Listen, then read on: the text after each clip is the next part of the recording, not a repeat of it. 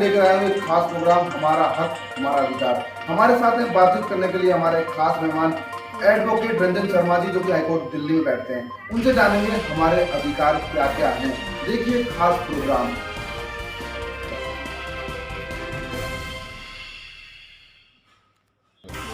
नमस्कार मीडिया, नई सुबह के खास प्रोग्राम फेस टू फेस में आपका स्वागत है। मैं हूं हमवीर सिंह। आप तो जानते हैं भारत के कोने कोने में घूमते रहते हैं, ऐसे लोगों की तलाश करते हैं जो वास्तव में सामाजिक और बहुत सोशल वर्क करते हैं। आज हमारी तलाश पूरी हुई है एडवोकेट रंजन शर्मा जी, जो कि हाई कोर्ट में बैठते हैं, और उनसे जानेंगे उन्होंने अपनी शुरुआत लाइफ की कैसे की। उन्होंने MBA किया, फिर LLB किया है। कैसे सर?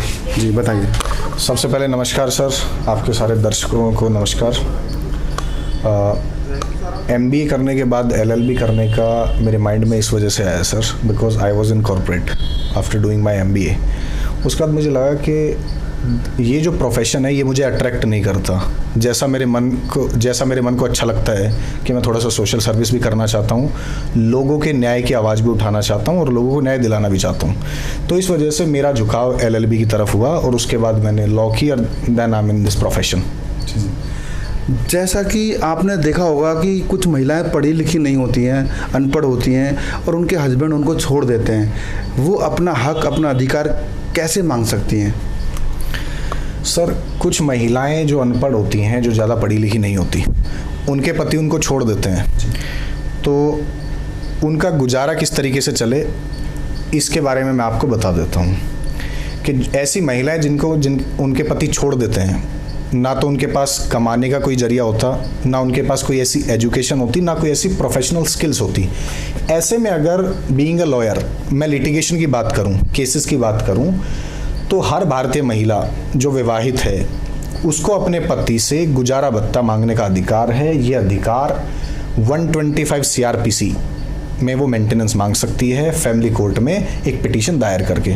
और इसके बाद पति को जो है उसको पहले इंटरिम मेंटेनेंस, कि जब तक ये लिटिगेशन ख़त्म नहीं होती है, केस ख़त्म नहीं होता, तब तक मैं इसको एक इंटरिम गुजारा देता रहूँ, और उसके बाद जब ये फाइनली डिस्पोज ऑफ हो जाए ये पिटीशन, तो मैं आप इनको फुल एंड फाइनल जो है हर महीने का इनके गुजारा भत्ता देते रहूँ। ये भारतीय महिला अपने पति से मांग सकती है सर। इसी कड़ी में मेरा एक सवाल है। जैसा आपने देखा होगा, कुछ बुजुर्ग माता पिता हो जाते हैं और कुछ बच्चे आज की डेट में पश्चिमीकरण को अपनाते हुए अपने माँ बाप को छोड़ देते हैं, तो वो बुजुर्ग माँ बाप क्या करें ऐसी स्थिति में, और वो कोर्ट का दरवाज़ा कैसे खटखटा सकते हैं? जी, हर सीनियर सिटीजन जो माता पिता हैं भारतीय समाज में, वो अपने बच्चों से एक्सपेक्ट करते हैं कि हमारे रोज़मर्रा के जो खर्चे हैं, चाहे दवाइयाँ हैं जो बुढ़ापे में ज़रूरत होती है, या उनका खर्चा है, या उनके रहन सहन के जो भी बेसिक नीड्स होती हैं, उनको पूरा करें।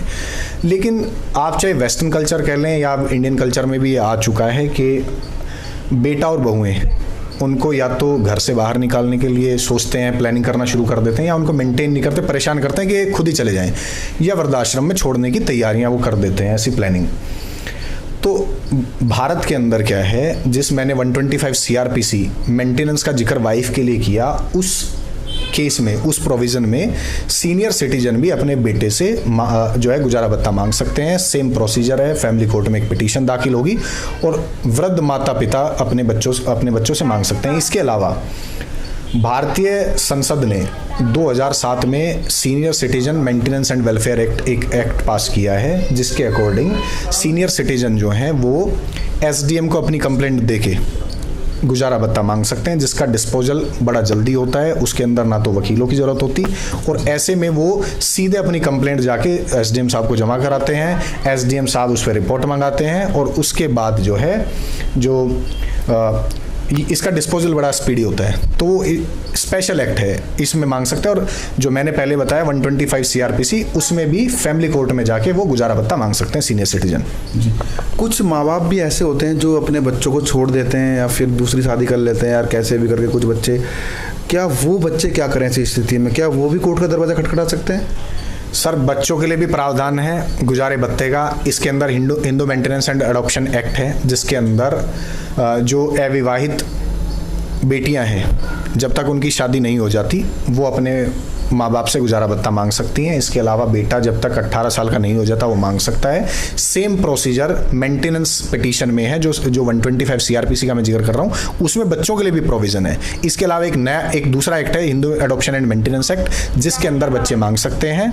अभी एक जजमेंट आया था, अभिलाषा वर्सेस प्रकाश, एक जजमेंट आया था ऑनरेबल सुप्रीम कोर्ट का, जिसके अंदर सुप्रीम कोर्ट ने ये कहा है कि जो अविवाहित जो बेटियां हैं, अनमैरिड हैं, जब तक शादी नहीं हो सकती, Hindu adoption and maintenance act के अंडर वो अपने माँ बाप से गुजारा भत्ता टिल दियर मैरिज वो मांग सकती हैं इस जजमेंट के अकॉर्डिंग। सर, इसी कड़ी में ऐसा कौन कौन से कानून है, थोड़ी जानकारी दीजिए आम समाज को, जनता को, कि जो अपना गुजारा भत्ता मांग सकते हैं, ऐसे और कौन कौन से?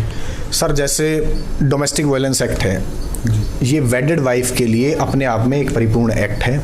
125 सीआरपीसी के अलावा वाइफ जो है अपने पति से डोमेस्टिक वायलेंस एक्ट के अंडर भी कंपनसेशन मांग सकती है, जो उसके ऊपर मेंटल फिजिकल टॉर्चर हुआ है, मंथली मेंटेनेंस मांग सकती है।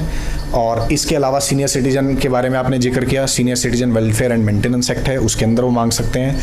तीसरा, अगर बच्चों की बात है तो अपार्ट फ्रॉम दिस 125 सीआरपीसी, बच्चे जो है Hindu adoption and maintenance act में भी मांग सकते हैं।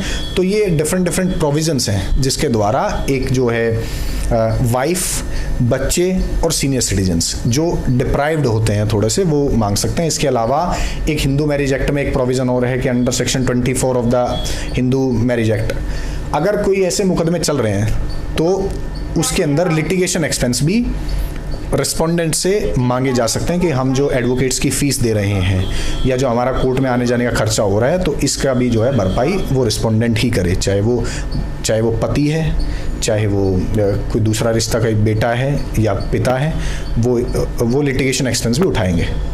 सर, आज के एपिसोड में हमने गुजारा भत्ता पे चर्चा की। मैं चलते चलते जो लोग वकालत की तैयारी कर रहे हैं बच्चे, उनको क्या सुझाव और क्या मैसेज देना चाहेंगे आप?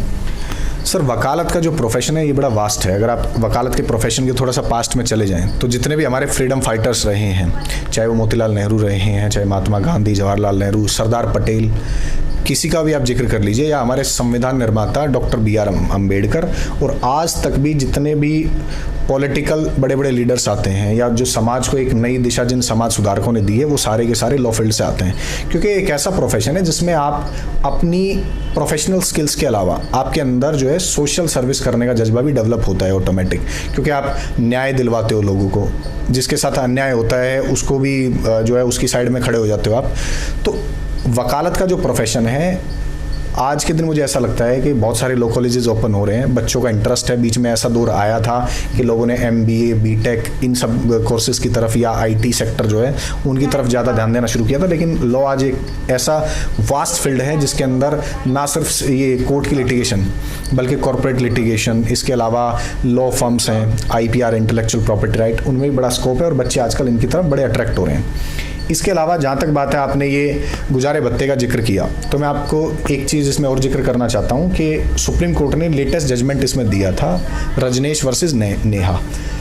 गुजारा भत्ते को लेकर इसमें गाइडलाइंस फ्रेम सुप्रीम कोर्ट ने की है, ऑनरेबल सुप्रीम कोर्ट ने, कि किस तरीके से किस आधार पर महिला को गुजारा भत्ता मिलेगा, इनकम कितनी है पति की, उसके हिसाब से क्या वो ITR भरता है, किस तरीके का उसका फाइनेंशियल स्टेटस है, इसके नाम पे कोई प्रॉपर्टी है या नहीं है, इसकी अपनी सेविंग्स कितनी है, कोई ऐसी इनकम है जो अपार्ट फ्रॉम दिस उसके किसी रेंटल से आ रही है या कोई ऐसा इन्वेस्टमेंट है जिससे आ रही है, उन सबको बेस बनाकर ही इस जजमेंट के अकॉर्डिंग गाइडलाइंस फ्रेम की गई हैं।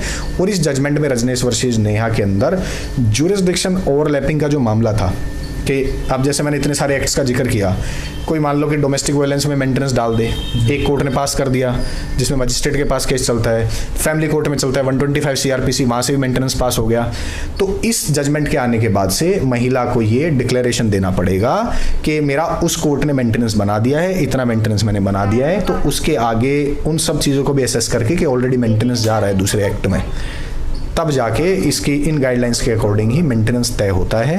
और ऐसी महिलाओं को, ऐसे बच्चों को और ऐसे सीनियर सिटीजन्स को मैं संदेश देना चाहता हूँ कि जब भी उनको ऐसे गुजारा भत्ते का इशू आए तो उनको कोर्ट के दरवाजे ज़रूर खटखटाने चाहिए। और आजकल जो है बहुत सारे NGOs हैं इसमें काम कर रहे हैं, एडवोकेट्स हैं जो काम कर रहे हैं, इवन पुलिस भी जो है वो इसमें सलाह दे देती है।